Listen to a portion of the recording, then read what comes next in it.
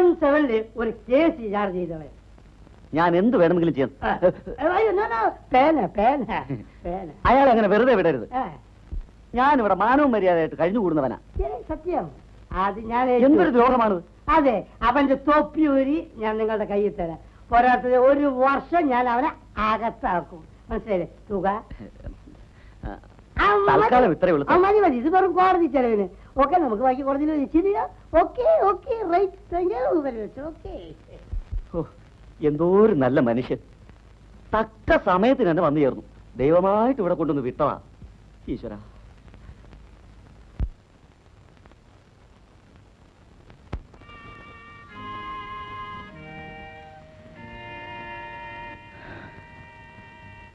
ചെയ്യാത്ത കുറ്റത്തിന് അവനെന്നെ കൊലപ്പുള്ളിയാക്കി.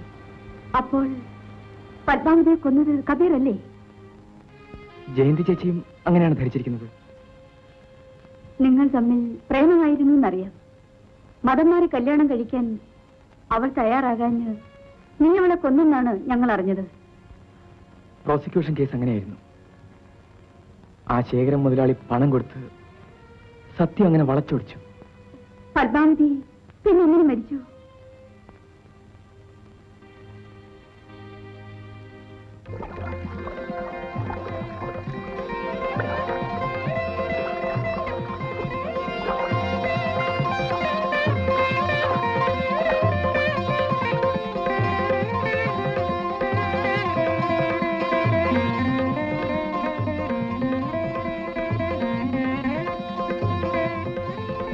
ഒന്ന് നിൽക്കണേ. എന്താ?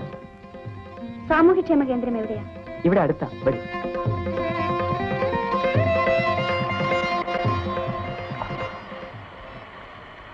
ഇതാ ഈ കാണുന്നതാ.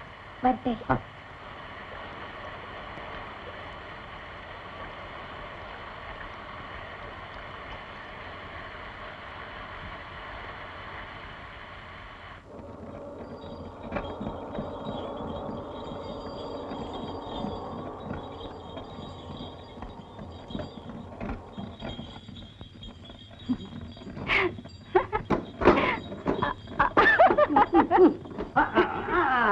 അല്ല, നീ ഇതിൽ കയറാനും തുടങ്ങിയോ? എനിക്ക് ഈ സാരി ചേരുന്നുണ്ടോ പപ്പേട്ട?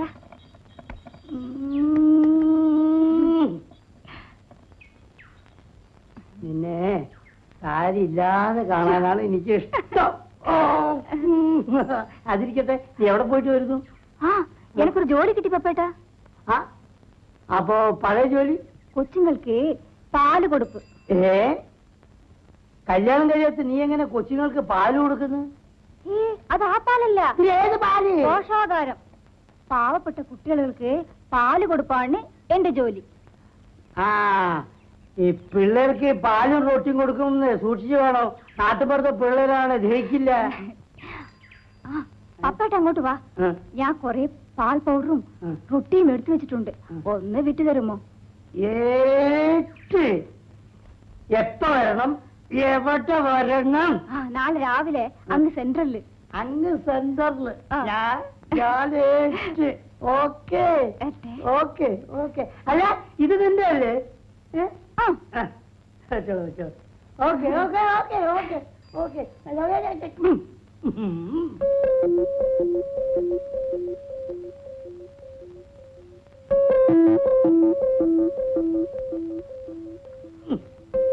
പിന്നെ ഈ പാൽപ്പൊടി അസനക്കാരെ കടയിൽ കൊടുക്കും. ഈ റൊട്ടി മത്തായുടെ കടയിൽ കൊടുക്കും. പാവം പറ്റ പിള്ളേരുടെ വയറ്റിലടിക്കുന്ന ഇടപാടാ. എടാ, നിന്റെ പ്രസംഗം നിർത്തടാ. എനിക്കറിയടാ. എടാ, ഇത് നമ്മൾ മോഷ്ടിച്ചില്ലെങ്കിലേ വേറെ ആൺപിള്ളേര് മോഷ്ടിക്കും. അപ്പോഴും പിള്ളേര് പട്ടിണി തന്നെയാ കേട്ടോ. എടാ, ഞാൻ പറയുമ്പോൾ കേട്ടാ മതി കേട്ടോ. അണ്ണൻ പറഞ്ഞ അണ്ണന് വേണ്ടി ഞാൻ മരിക്കും. അത് വേണ്ടിയാ നിന്നെ ഞങ്ങളെ കമ്പനി ചേർത്തിയത്. കേട്ടാക്ക, നമ്മൾ 3 പേരും കൂടെ ഒന്നിച്ച് നിന്നാ ഈ സെന്ററിനെ ഇവിടെ നിന്ന് ഇങ്ങനെ പൊക്കിയെടുത്ത് കുതിരവട്ടത്തോണ്ടൊന്ന് വയ്ക്കാം. പാറുക്കുട്ടി, ഇവന് ഹനുമാന്റെ ഫാമിലിയാ. വാല് കട്ട് ചെയ്ത് പോയതാ ഈ ഡോബർമാൻ പട്ടിയെ പോലെ. വഴിയിൽ ആരും കാണരുത്. ആളുകളൊക്കെ സംശയമാണ്.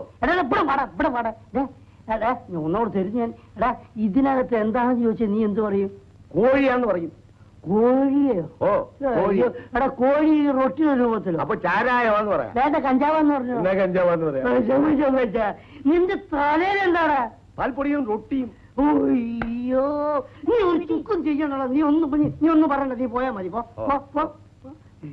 പാൽക്കുട്ടി, പോ. എന്താ? അയ്യോ. മൂക്ക് മൂക്ക്. മൂക്ക്.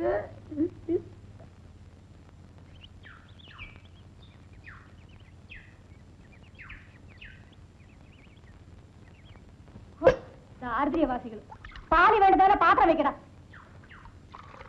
വാ, നീ മാറി നിൽക്കടാ. പാറക്കുട്ടിയമ്മേ, കുഞ്ഞുങ്ങളോട് കുറെ കൂടി സൗമ്യമായും സ്നേഹമായും പെരുമാറണമെന്ന് ഞാൻ പലപ്പോഴും പറഞ്ഞിട്ടുള്ളതല്ലേ. എനിക്ക് സ്നേഹം കുറെ കുറവാണെന്ന് വെച്ചോ, പക്ഷേ നിങ്ങളെ സ്നേഹം പാട്ടായിട്ടുണ്ട്. പാറക്കുട്ടിയമ്മേ, അനാവശ്യം പറയരുത്. പരാതി പോയിട്ടുണ്ട്. എന്തിന്? ആ മേത്തച്ചെറുക്കനുമായിട്ട് ഒളിച്ചു കളി ആരും അറിയില്ലെന്നാണ് നിങ്ങളുടെ വിചാരം? കബീറും ഞാനും തമ്മിൽ സ്നേഹമാണ്. അതിൽ ആർക്കാ ഇത്ര നഷ്ടം? മതം മാറി കെട്ടിക്കോ, എന്തിന് നാട് നാട്ടിക്കണത്?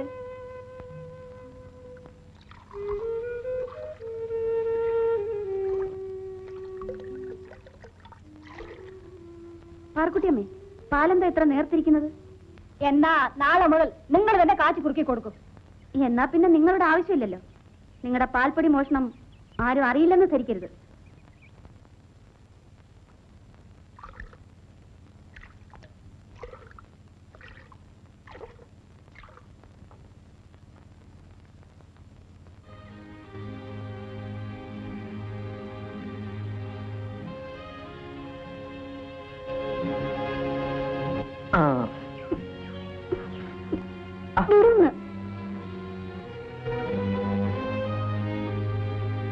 ആഹാ, ഇങ്ങനെ അങ്ങ് പരിശോധിച്ചാലോ?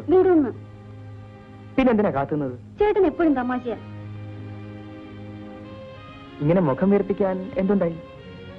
അറ്റൻഡർ പാറക്കുട്ടി പറഞ്ഞൊന്നും ചേട്ടൻ കേട്ടില്ലല്ലോ. വീട്ടിലിരുന്ന് ഞാൻ എങ്ങനെ നിങ്ങളുടെ വെൽഫെയർ സെന്ററിലെ സംഭാഷണം കേൾക്കും? ഇങ്ങനെ നടന്ന് നാട് നാറ്റിക്കാതെ മതം മാറി കെട്ടാൻ അവള് പറഞ്ഞത്. ആ, അവരൊരു സത്യം പറഞ്ഞു, അതിന് നീ എന്തിനു പരിശോധിക്കുന്നു? ഞാൻ ഇനി ആ ജോലിക്ക് പോകുന്നില്ല. ഒരു ഗ്രാമലക്ഷ്മി ഇങ്ങനെ തൊട്ടാവാടിയാകരുത്. എനിക്കൊരു ജോലി കിട്ടുന്നവരെ പത്മ എല്ലാം സഹിക്കും. വീട്ടിൽ ചെന്നാൽ ഇതിലിരട്ടി വിമർശനങ്ങളാണ്. അവിടെ മതമായിരിക്കും പ്രശ്നം. നിനക്ക് പ്രേമിക്കാൻ ഒരു അന്യജാതിക്കാരനെ മാത്രമേ കിട്ടുള്ളൂടി എന്നാണ് അമ്മ ചോദിക്കുന്നത്. ചോദ്യം ശരിയല്ലേ? എന്നെ മുസ്ലിമായി ജനിപ്പിക്കാൻ ഞാൻ ആരോട് ശുപാർശ ചെയ്തില്ല. എന്റെ പ്രയാസങ്ങളൊന്നും ചേട്ടനറിയില്ല. ഞാനും പത്മയെ പോലെ നിരാശയും നെടുവീർപ്പുമായി നടന്നാലോ?